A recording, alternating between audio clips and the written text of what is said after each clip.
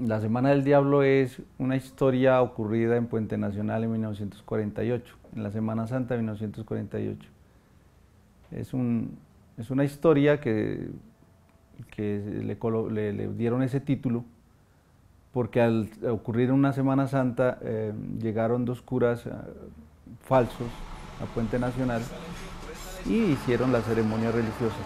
Entonces, posteriormente al enterarse de que no eran sacerdotes, digamos, titulados o sacerdotes que tuvieran detrás de ellos un seminario que los respaldara, pues el obispo de San Gil le colocó que fue la Semana del Diablo. Hay una metodología ahí que revela el proceso de creación histórica. Aquí hay una confrontación de diversas versiones. Entonces se hace un registro fotográfico, un registro documental sobre la historia y pues nace de allí un documental que fue como la primera etapa antes de realizar la película. Algunos vándalos o malvados colocaron una bomba en la casa cural donde se hospedaba el padre Isaías Ardila y un misionero. A las 9:30 de la noche estalló una bomba de dinamita en la casa cural que voló una de las ventanas y agrietó el muro. Consumimos a nuestro amo y a las 2 de la mañana salimos escoltados por el ejército hacia Barbosa.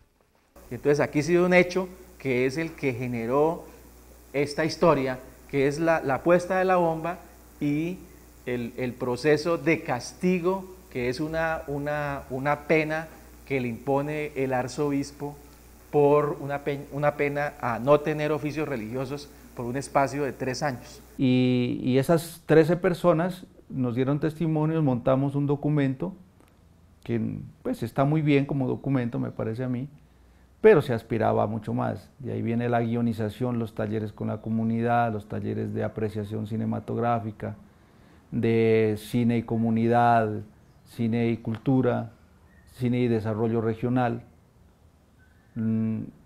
Hicimos unos talleres sobre guionización, porque hay mucho de lo que los puentanos aportaron en talleres de cómo se imaginaban que podría ser una película. Era genial porque íbamos extractando de ahí muchas cosas, ¿no? Así como ustedes lo oyen, un aplauso caluroso para Julio César Royo.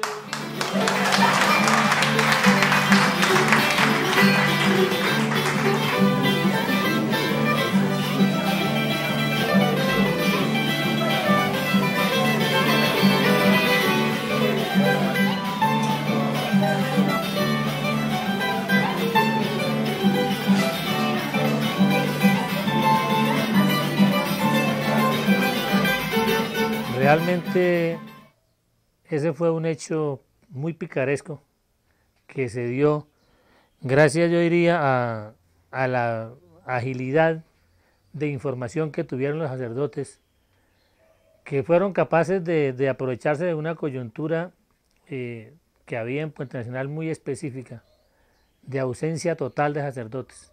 Vivíamos en un entorno, creo yo, muy religioso. Estar 6 meses fuera de este contexto, pues que aparezcan unos sacerdotes, pues fue un motivo de celebración en el pueblo. Eran miles y miles de personas, se desvolcaron de todas las veredas, se vinieron. 3, 2, 1, ahora.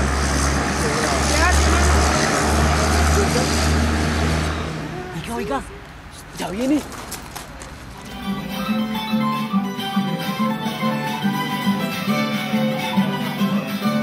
Allá mucha gente le trajeron regalos y mucha gente se congeló con ellos y le dieron dinero. Bueno, una de las grandes trabas que siempre tiene este tipo de proyectos es la parte presupuestal. Entonces, mientras se hace, digamos, la gestión de conseguir los rubros, pues como te había dicho, con cooperaciones interinstitucionales, con la universidad, con la misma comunidad, con la alcaldía de Puente Nacional, pues digamos que pasa cierto tiempo pues para retomar el proyecto que inicialmente hubiera sido ideal hacerlo una vez o sin que pasara tanto tiempo de haber terminado el documental. Y pasaron meses y meses y no mandaban cola. Entonces tal vez esos tipos supieron y vinieron a hacer la Semana Santa, pero todo el mundo creíamos de que verdaderamente era una Semana Santa como en todos los años.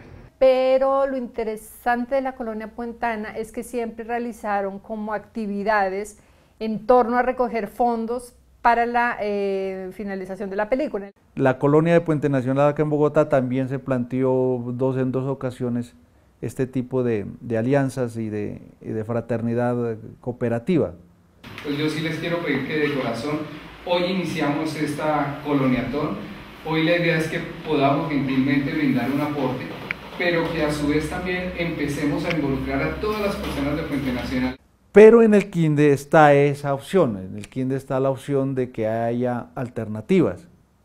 Muy bien que vengan algunos fondos, ayudas de la comunidad en la que se interviene, que vengan de otros organismos que financien proyectos culturales. En el caso de la Universidad Nacional, este proyecto ganó la convocatoria de la DIP del 2009.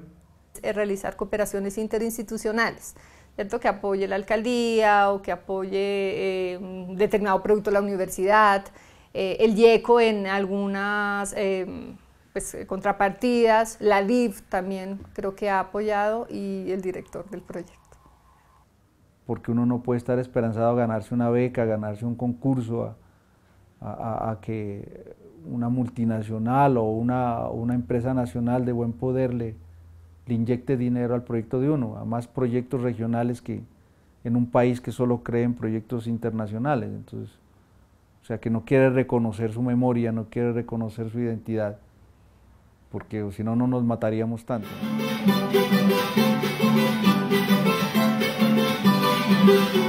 Al vincularme con Julio, Julio me contó cómo quería ver la historia, ¿no? Y cómo querían ser sus personajes. Antes del casting se realizó una reunión, nos contó las características físicas, más o menos actitudinales que quería ver. Y ahí en el casting fuimos como sacando posibilidades de cada uno de estos personajes. Vamos a hacer un ejercicio, mira, ahí hay una sombrilla al lado tuyo, entonces tómala y conviértela en el objeto que tú quieres, que ya no sea una sombrilla, que sea lo que tú quieras que sea. Quietos, que nadie se mueva. Tengo 1000 hombres a mi lado, haré lo que sea por defender mi pueblo.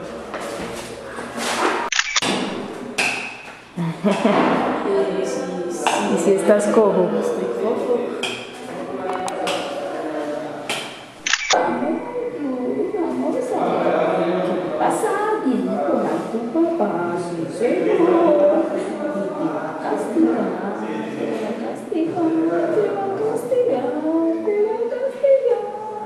Y se les fue trabajando talleres en los que me basé, más que en la técnica, una técnica actoral en sí, fue más como de relajarlos, enseñarlos a tranquilizarse, cómo pronto manejar la cámara, aunque para mí también fue algo muy nuevo, ¿no? Porque yo siempre he trabajado desde el teatro.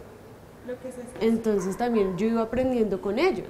No puedo decir que yo pueda hacer eso porque yo realmente aprendí con ellos. Hice mucho trabajo físico, sí, porque quería soltarlos, quería relajarlos y aparte pues que pudieran llevar un hábito fuerte. Se voy a dar la bendición.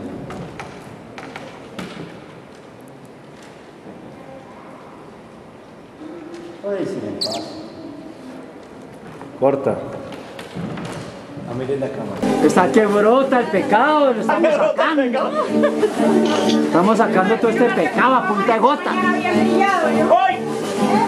El propósito de estos proyectos del IECO y del Quinde es mirar variedad, es sopesar los talentos y las intuiciones de la cultura popular. Esto quiere decir que hay entre la cultura popular actores consagrados, actores que tienen experiencia y que incluso están formados. Pero para mí ellos no son los protagonistas solamente, sino en la medida en que sean capaces de relacionarse con aquellos otros que son innatos en su forma de actuar. La verdad, padre Franco, en estos últimos tiempos todo ha sido tentación, pues sin sus reverencias en el pueblo, hasta los feligreses cambiaron de partido. Y hay de aquellos que se descarrien, porque entonces los condenaremos a las profundas llamas del infierno. Para mí ha sido una experiencia súper interesante tener al lado gente que no tiene mucha formación actoral o mucha experiencia actoral, esto que llaman actores naturales, porque además en este caso particular lo que están representando es una historia que conocen muy bien, y también porque en Puente Nacional hay una cultura de la representación actoral, es un pueblo donde en las fiestas la gente se caracteriza, recrea, por ejemplo, la revolución de los comuneros, ¿sí? Entonces esto lo tienen muy incorporado y yo pienso que aprendí muchísimo de esta gente que supuestamente no tenía formación. De pronto a veces, ¿qué me molestaba? Que por la misma camaradería del pueblo, entonces se dispersaban. Entonces a veces era solo una recochita y eso era, cantaban, gritaban, se tiraban al piso y pues a veces era difícil controlarlos porque son muchos, sí, pues yo solita. Ustedes están engomados diciéndole bienvenido al padre Botero. Entonces están ahí y de repente él grita, tiro, miren, son dos, se emocionan.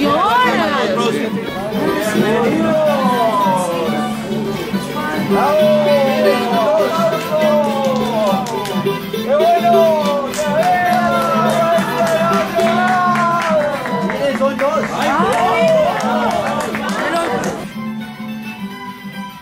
Que realmente debemos conocer qué es lo que pasa en otros lugares de nuestro país. No solo en lo que vivimos en nuestro entorno, sino qué pasa en otros lugares o qué ha pasado. Y cómo evitar que pase o hacer que pase a mi alrededor. Y para eso necesito romper el estándar nacional y mostrar que somos un país de diversidad y un país de diferencias que hay que respetar.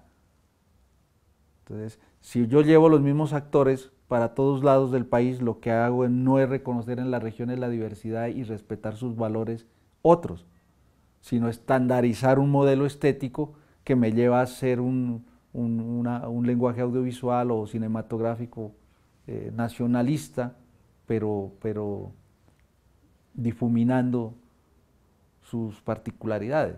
Por eso yo hablaba de honestidad, se está enfrentando la cámara para contar una historia en la cual creemos, primero que todo, y que creemos que es importante que la gente la conozca. Entonces, prevalece aquí la historia colectiva frente a los papeles individuales. Y eso, cuando usted me preguntó cuál era digamos, qué me parece importante de trabajar yo con actores naturales, ahí hay hubo un reto muy interesante, muy importante para mí, que era tratar de colectivizarme y no figurar, porque en esta película no hay protagonista, el protagonista es el pueblo.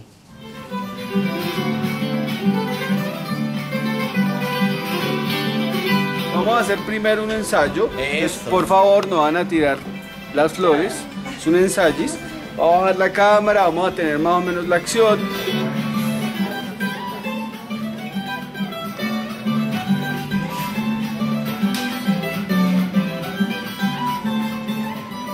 Lo que ocurre allí en Puente Nacional es diferente porque parte de la elección de cómo se iba a trabajar la fotografía e incluso la puesta en cámara fue por el contacto con los personajes, que son personajes, pues, actores naturales, con las locaciones directas y con las lógicas propias del pueblo. Acá no podía el academicismo y la técnica entrar por delante de lo que era la tradición oral. Es decir, en la tradición oral íbamos a encontrar la respuesta a las necesidades de la película. Está muy chévere cómo empieza a colorear el tronco del árbol.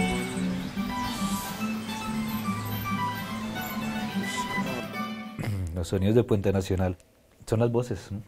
Las voces de la gente, los tonos de voz de los pobladores con ciertas particularidades, con cierto acento, ¿no?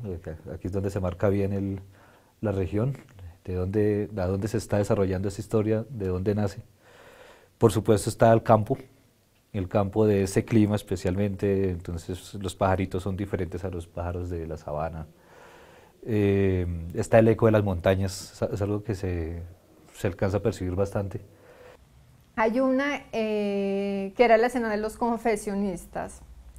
Teníamos que grabar, creo que fue un miércoles a las 5 de la tarde, era llamado para la gente. Cuando llegamos a la locación habían 4 personas, entonces fue demasiado angustiante porque eran 60 personas lo que se quería.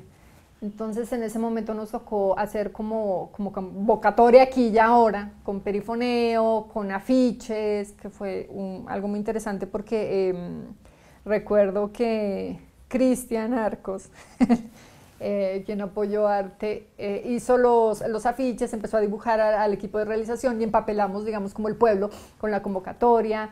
Diego Suárez, el asesor del alcalde, nos ayudó con el tema del perifoneo, se hizo como una convocatoria un poco más amplia y pues al otro día llegaron las personas, no los 60, pero sí casi 50 de la gente que estábamos buscando.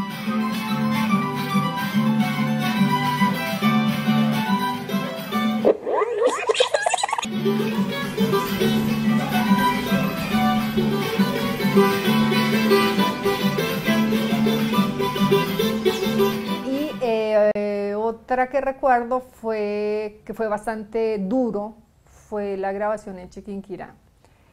Teníamos que falsear, digamos, la estación de Chiquinquirá como si fuera la de Puente Nacional de la época, y había mucha gente, entonces el desplazamiento de gente de Puente Nacional a Chiquinquirá requiere de una mínima logística. Pues son almuerzos, tenemos 48 actores casi, entonces pues toca estar pendiente de alimentación. Yo me sentí un poco corta, necesitaba un poco más manos, fue bastante ardua, porque todo el equipo estuvo concentrado en lo que tenía que hacer, pero además los asistentes de producción o quienes estaban haciendo la producción de campo pues actuaban. Entonces fue complicado de tener que asumir las 3 producciones, la ejecutiva, la general y la de campo, en un solo día. Lo que ocurrió en ese momento es que estábamos trabajando con muchas personas, con niños, con personas adultas, ancianos y personas que eran muy sensibles, y allí sucedió algo que yo creo que fue determinante para la película. Es cuando a veces se te parte el rodaje en dos, y es cuando uno comprende que uno no está trabajando para hacer una película y hacer un trabajo de uno, sino que está haciendo un trabajo para una comunidad y está haciendo un trabajo para la memoria de muchas personas que están haciendo esfuerzos por quedar registrados en la historia. Y en ese proceso, trabajar en grupo es definitivo en este momento del desarrollo de la humanidad. Los grupos tienen que trabajar porque son interdisciplinarios, porque son diferentes conductas, porque hay allí diferentes valores de creatividad, y porque solamente trabajando en colectivo podemos resistir el poder unitario de las dictaduras, cualquier tipo de dictadura, las solapadas, las que no creen, las que aparentan democracia pero siguen siendo dictaduras, en todos los sentidos, no digo solamente estatales, sino académicos, en los colegios, en las universidades, en los hospitales, en todo tipo hay ciertos poderes dictatoriales, y resistir a esos poderes que quieren unificar los procesos sociales, los procesos ideológicos. Yo creo que el cine tiene un papel fundamental porque trabaja con equipos diversos, con varias mentes, varias fuentes creativas y estéticas y éticas, y da una enseñanza, un modelo moral y ético de que se puede hacer cosas colectivas.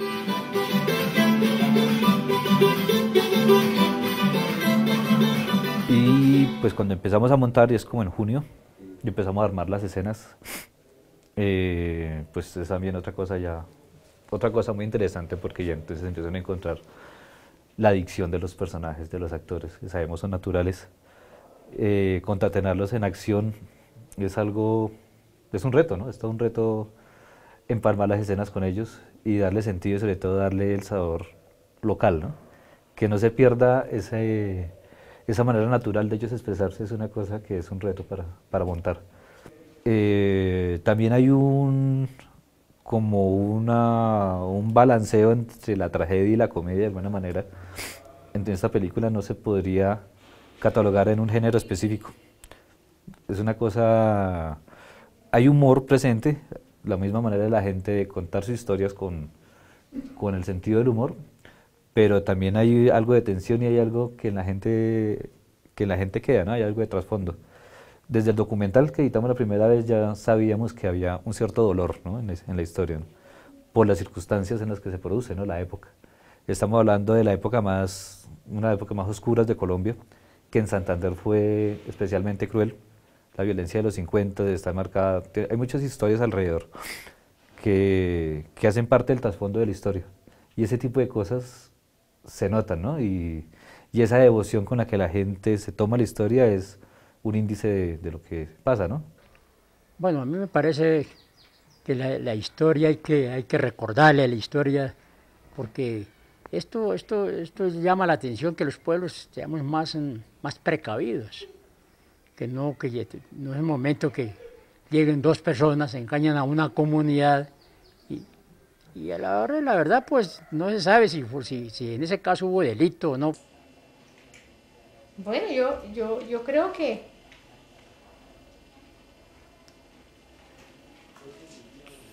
si no se hubiera llevado el cura, no ha sucedido eso.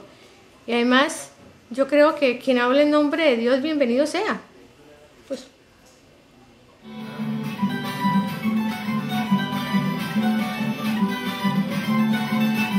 O sea, no solamente es un viaje a Puente Nacional Santander en tren, pues me parece la cosa más chévere, sino además es irse en el tiempo, llegar a una época que de alguna forma nos dice lo que somos ahora. Es una manera de recordar de dónde venimos, por qué tenemos ciertas actitudes, ciertos comportamientos, ciertos odios, ciertas broncas, pero también cierta risa de nuestra historia, ¿no? Hay que conocer la historia y no solamente la que está en los libros, sino la que cuenta la gente, la que está en la memoria, en el pensamiento, en el sentimiento. Por esa razón hay que ir a ver la película, hay que echarse ese viaje. Es un viaje a conocer otros colombianos que tienen unas culturas, que tienen una tradición oral, que tienen muchas cosas que contarnos, que son parte vital de nuestro patrimonio, que le aportan tanto a la educación, a la cultura, incluso a entendernos más como seres humanos. Y son actores o comunidades que, aunque saben que fueron engañados y que eso, desde el punto de vista histórico, podría decir que eso no es bueno mostrar de un pueblo, que mejor del pueblo hay que mostrar las cosas buenas, las cosas donde ellos son perfectos, pues ellos quieren mostrar justo la historia donde ellos no son perfectos. Y eso me parece espectacular, porque el primer postulado de una época globalizada como la nuestra, que estandarizada y consumista, debería ser entender nuestras debilidades, entender nuestra imperfección, para poder echar para adelante. Pues yo invitaría a la gente a que vea este tipo de películas, porque sencillamente estamos volviendo como a la identidad de ser colombianos. Eso es algo muy bonito, o sea, rescatar las culturas desde lo regional. Si yo soy nariñense, pero puedo conocer a través de un producto audiovisual lo que sucede en Puente Nacional en este caso, o qué sé yo, algún producto audiovisual que hagan en la costa. Cierto que ese tipo de películas lo considero yo, son como una excusa realmente para mostrar las culturas regionales y poner de una u otra forma a dialogar, a hacer ese diálogo de culturas, de alguna forma, a reconocernos como colombianos. O sea, ahí está la parte antropológica y el tema antropológico que toca el equín de audiovisuales, que es rescatar el ahí, ¿cierto? El involucrar a la gente, así no tengan formación en el tema audiovisual, quiere involucrarlos de una u otra forma. No se trata de que las comunidades hagan los productos audiovisuales como tal, pero sí que se involucren y ayuden a sacar este tipo de proyectos. Entonces son proyectos comunitarios. Esto es hacer prácticamente cine comunitario, se graba en video, pero todo el lenguaje cinematográfico. Entonces es apostarle a hacer otro tipo de cine, diría yo. No estamos grabando en formato, sí, pero de una otra forma de cine. Es cine de otro tipo.